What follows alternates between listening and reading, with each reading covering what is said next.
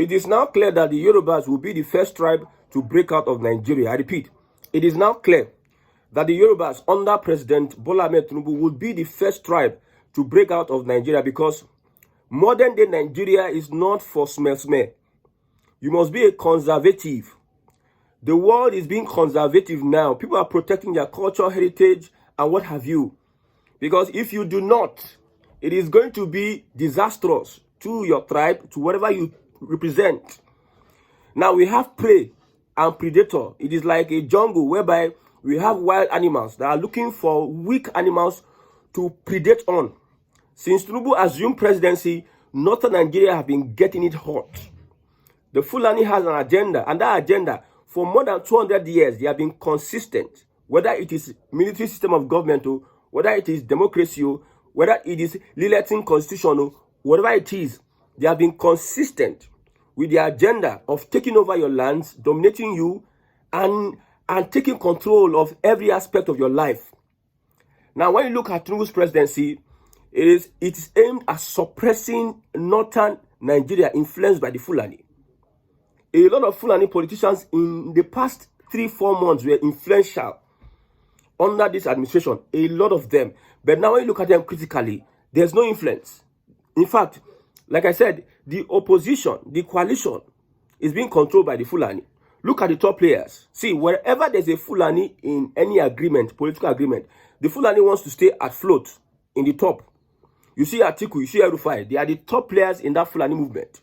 Everybody must bow to them. So when you look at the politics the president Bola Ahmed Tinubu is playing, you understand why he wants to position the Yorubas in a way whereby it will be difficult for you to do anything in Nigeria without involving the Yorubas in it.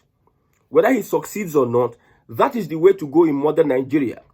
If you are in Nigeria and you are not concerned about your heritage, if you like make billions and billions of naira, travel to Dubai and come back, bring 25 containers and come back, you are not concerned about your heritage, you just lose your identity within a twinkle of an eye.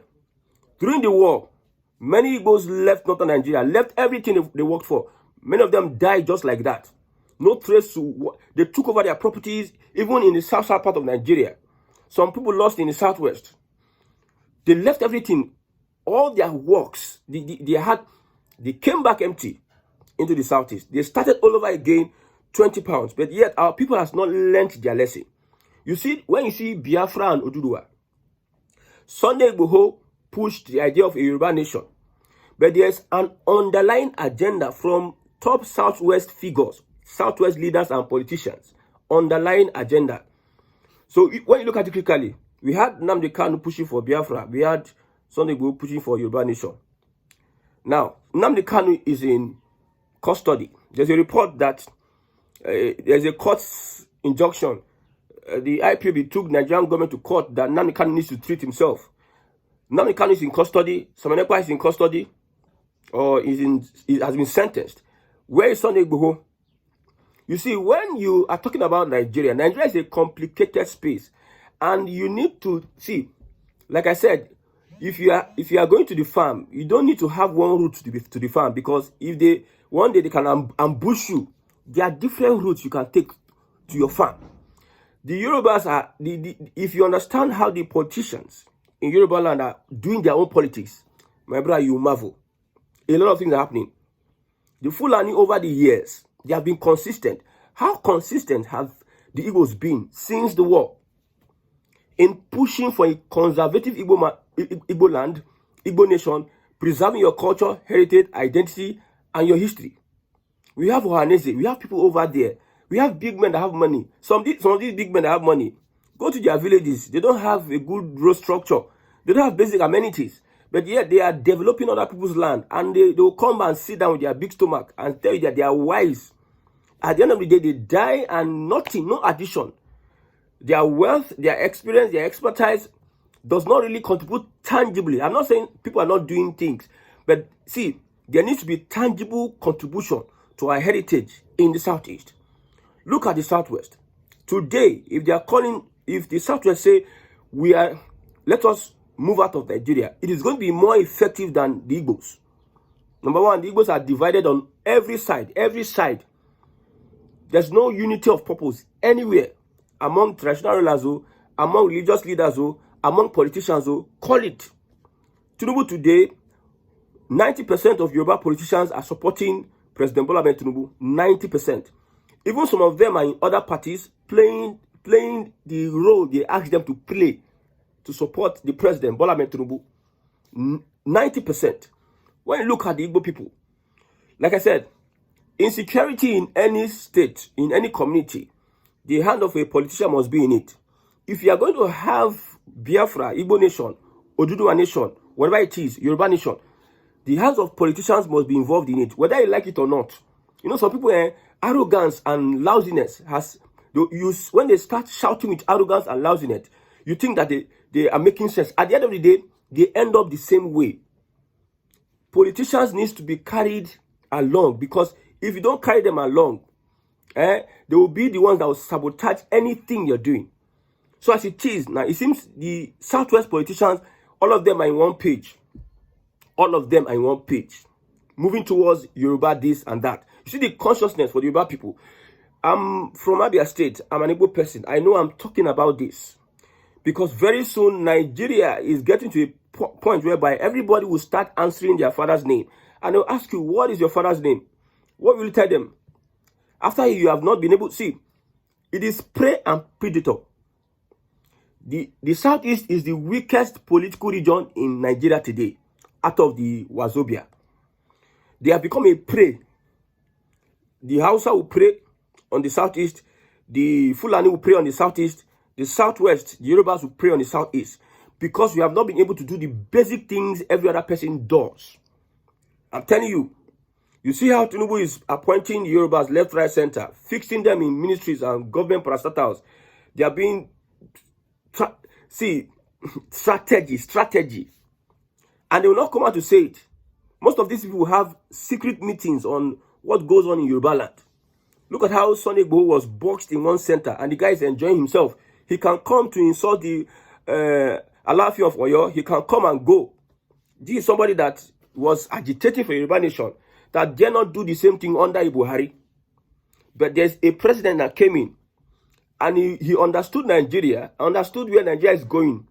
Because normally, maybe somebody like P2B will come and say, Nigeria, we are one, we are this and this, we are doing this and that. At the end of the day, he's promising 4 years, Abi. P2B comes in. He does 4 years. After 4 years, what next? We are a country of different tribes and ethnicities. Different agenda. Our agenda is different. Our mindset is different. Our goals are different. Our cultures are different. Where we are going is different. How can you bring people from different cultures, tradition, ethnicities, who have different ideologies? How can you bring them together? What is Nigeria? What is Nigeria? What is the culture of Nigeria? To tell you that, see, these Southwest politicians, they understand where Nigeria is going. They are preparing themselves. Lagos State is the economic house of West Africa and even Nigeria. Lagos State. There's no state in Nigeria that is not represented in Lagos. Whether it is Taraba, you see a Taraba person in Lagos.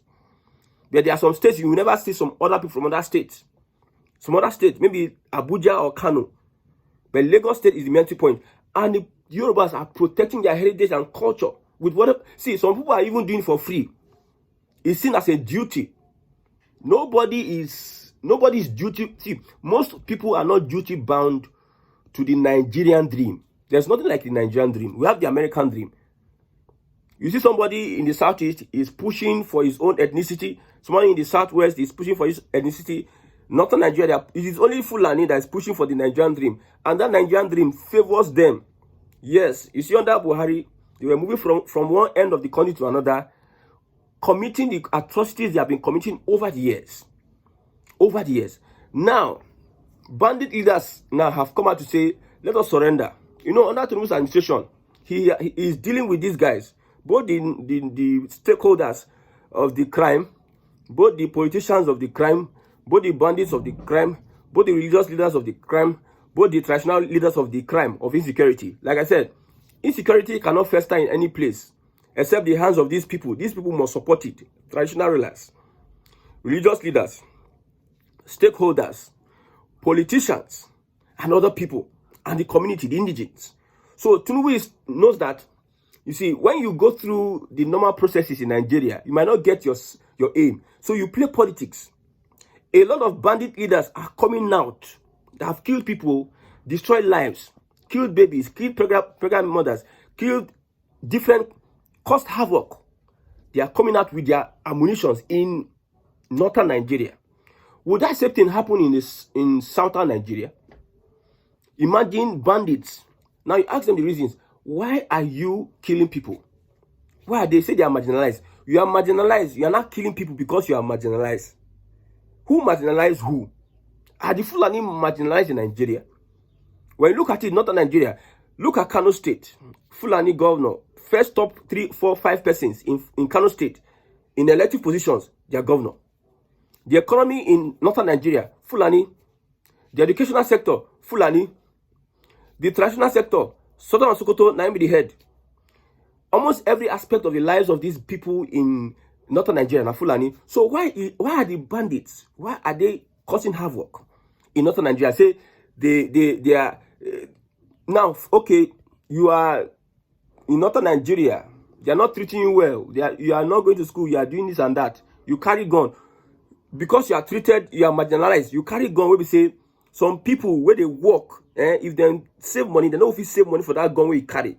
You carry gun, you use bullets, spray bullet, kill people, kidnap and collect ransom. So why are the Fulani killing, destroying the lives of people? It must tell you that this agenda is consistent. And you are here clapping your hands, looking, not being conservative, not trying to dot your eye and cross your T's. You are just there looking at everybody and things are happening under your nose and you think it's ordinary. Now, come to Kwara State. Why is the Fulani attacking and killing people, taking people for ransom? You attack traditional rulers, you kill traditional rulers, you ambush people and kill them. Why? Why? You Fulani, you say you are being marginalized. My brother, like I said, the Fulani has never stopped in their agenda and their mission to make sure that they want to Islamize Nigeria and fulfill the dream of their grandfather, Uthman Danfodio. There is no politician in northern Nigeria there's no Fulani politician, top politician in northern Nigeria that does not have allegiance, does not pay allegiance to the ideology of Uthman Danfodio. You see, they come into your town, they pretend. I read a piece the other time. I read a piece. Now, how the Fulani came into Ilorin, a Yoruba town. They came in 3 batches. They gradually took over the control of the town. With your democracy, with your liberalism, with your communism, all these fake systems of operating societies, Fulani would not care. They will tactically use what they can use. How did they come? They came into northern Nigeria. They took over northern Nigeria through religion. From religion, they started positioning themselves in federal institutions, federal this and that. That's what they did. After that, they now started to move over to southern Nigeria. How did they do so? It is consistent agenda. So you are crying that the Southwest, on a Tinubu, who is the president, a Southwest president, is appointing his brothers because you don't understand Nigeria. Tinubu, I think in 1997, I believe, says he does not believe in one Nigeria. None of these politicians believe in one Nigeria. None of them. If they actually believe in one Nigeria, they will have to make the country better. But they don't believe in one Nigeria. They will steal from the country and reach themselves for their children, and let every other person go to hell and suffer. So if the Southwest is taking a route, usually I used to support democracy, fairness, equity, and justice. But we have tried and tried and tried and tried, and we go back to square zero, not even one. We tried. This one tried today. They don't try tomorrow. They go back to square zero. At the end of the day, there is no headway. So why don't we take another route in our farm? Take another route. This route is not favoring us. Take another route. The Yorubas, they are organized. They are fixing themselves. If they say they want to scatter Nigeria today, the biggest beneficiaries are the Yorubas. Look at President Tinubu. Look at what has been invested in Lagos alone. If the Southeast get that investment, where they invest in Lagos, my brother, both propaganda, they go use them to defend their culture. Both media, they go use them to defend their culture. Whether it is gra-gra, They have a way of doing their own gragra. Whether it is their traditional rulers, upholding whatever, kicking back. You see how the youth kicked against Sharia. Fulani want to use all those their old playbook. How they entered. Look at. The Fulani came into Ilorin, a Yoruba town, in 3 batches, and they gradually took over the control of the town. The first group was made of Islamic apostles. They came with religion. That is how the Sultan of Sokoto, they want to use religion, enter the southwest. We are one. Sharia, and this and that. From Sharia, like I said, any alliance you have with a Fulani Northerner, he wants to be at the head. He can never take second fiddle. So if they are bringing Sharia into your town in the southwest, you are answerable to the Sultan of Sokoto, who is the Fulani. For how many years? Over 50 years now, the Fulani have been occupying that post, the Sultanate. The question I'm asking, the Hausas that are the owners of Sokoto, Gogo, the Hausas, are they not qualified to become Sultan? Or are the Yorubas not also qualified to become leader of Muslims in Nigeria? Why is it that it's only Fulani that wants to take over every Islamic whatever when it comes to the country? Now they want to be president. Now they want to be chief of defense staff. Now they want to be chief of army staff. Now they want to take all the oppositions. This small tribe, we are not united in purpose. There's nothing like the Nigerian dream. There's nothing like one Nigeria. Because if you are talking one Nigeria, some people have hijacked it for their own personal benefit. So now they came with Islamic apostles into a Yoruba land. They were led by Malam Alimi. They will come, my brother, Assalamu alaikum, and everything. They come and they pretend. Now, this one, he claimed to be a flag bearer of Uthman Danfodio. When they came into Yoruba land, Ilorin, that is Sokoto Caliphate. They made Sokoto, the land of the Hausas, a caliphate. Now, the other 2 groups, headsmen, economy, they bring religion. From religion, one thing that you can use to capture people is religion. For instance, if I want to start a church, let me start doing miracle services. Miracle. I do 1 or 2 small magic here and there, mobilize this and that. I can even get loan from the bank and mobilize 1 or 2 things. Africans are easily deceived by religion. So this Fulani understood this a very long time ago. So they will come with piety, religion, this and holy that. From religion now, you see them, they start fighting holy war. They came with peace to permeate you, infiltrate you. All of a sudden, they are not fighting you, calling it holy war. You can see the deception. The Hausas were Muslims before even the Fulani came to meet them, to align with them. The Yorubas were Muslims before the Fulani came to align with them. So what happened? What changed? It is agenda. Everybody is running an agenda. I'm shocked that most Igbo people will leave their own hometown. Lagos is the best place to invest. So we are not saying you should not invest in Lagos. But you see, it is reasonable that there's no place like home. There must be a home. You have a house you are staying. You go to work. You come back to your home. That's the reality. But you see, we have so many people that they don't understand. So when the Yorubas, through presidency of Tinubu, are doing a lot of things, carrying a lot of weight from Nigeria, they will take from Nigeria and put into the southwest. Tinubu, as president, did not even listen to anybody. He's putting Yorubas left, right, center. He's telling you, go to hell. What can you do? And there's nothing you can do. He understands the Nigerian situation. He knows that everybody is greedy and wants to take his own. Nobody is even looking at a Nigeria that works. If there's somebody that will come and say, let us make Nigeria works, the powers that be would not want it. I'm telling you. You see a P2B wanting to say he wants to attack the top, the elite class, the top guys. We have a class society. We have the upper class and the lower class. Anything that would benefit the upper class, you win election. If an OB tells us that we are going to do this and do that, and it's going to affect the upper class, my brother, he is not going to see any election and win. That is why a particular country did a technology, IREV, and they told us, we assure you that during the elections, your votes, you see in real time, as you are voting is going to blah, blah, blah. Then the people will get the on and off. And then they look and say, all these people don't understand. We know the people that we want. We know how we can control your elections and you people. So that is why people were shocked that they're off light. IRF off light. And so many experts were explaining with big grammar, telling you that why it is possible, it's not possible. Man, my brother, like I said, today's modern Nigeria, it is not for people that are not fighting to preserve what they have, their heritage. Most important, your heritage, your culture, your heritage and your history. Most important. Traditions can be upgraded, but your heritage, your culture and history, if you are not, you see the Fulani, generations to generation, they are protecting their language, they protect their culture and their interest. So if you are in Nigeria and you are not looking at a long-term agenda to survive, because Nigeria is not designed to last for long, because not everybody has the same agenda, not everybody has the same mindset.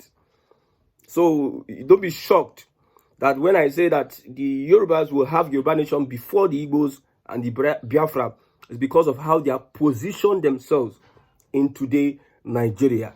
I hope the northern Fulani bloc does not achieve their aim of removing a President Bola Ahmed Tinubu, because it is going to be very, very disastrous if they succeed in that aspect, that respect. You see, a lot of plans, a lot of enduring plans are in place. A lot of enduring plans. People are patiently waiting. They know that next elections, it is clear that they will lose next elections. They are having a long-term See, I cannot say anything anymore. The only thing I can just say is that it is high time that we unite in southern Nigeria. We understand that we want restructuring, and everybody will play a part in this restructuring. Unite ourselves politically, because there's a battle ahead. I don't know. It seems Nigerians have an issue with being conscious of their environment. They have an issue with that. Being conscious of their political environment. Every now and then you're hearing Fulani entering villages, taking over forests. You think the police cannot stop them. You need to even create a vigilante to stop them. You need to be conscious of the times. Nobody's playing. Everybody is on their toes, trying to make sure that things are happening. But some people are just not challenged. They're just sitting down, they're looking at everybody. They just want to have their own peace. You want to have peace, they pursue from a village, you go Lagos. You want to have peace. At the end of the day, you don't have a place you can call them anymore. May God help Nigerians.